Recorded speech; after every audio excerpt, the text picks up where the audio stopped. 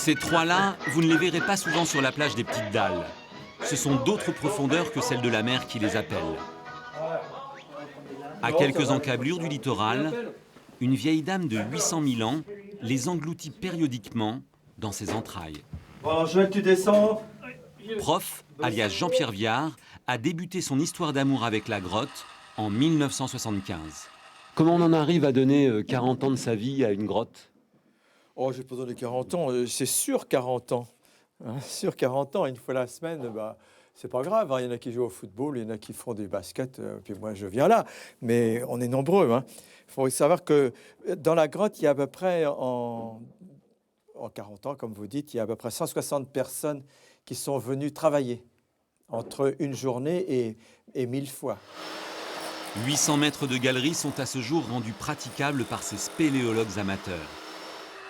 Leur travail de fourmi a consisté à lentement évacuer 3000 mètres cubes d'alluvions qui s'étaient accumulés au fil des siècles dans les conduits naturellement creusés par l'eau à travers le calcaire. Des chercheurs de l'université de Rouen ont accueilli comme une aubaine ce laboratoire grandeur nature, sec et praticable. De simples curieux sont également invités à parcourir les boyaux. La prochaine visite aura lieu les 12 et 13 septembre prochains.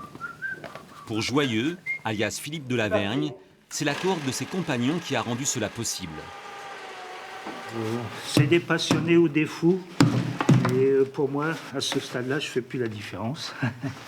Vous avez l'évolution, là, les premières carrioles tirées à main par l'homme. Et puis là,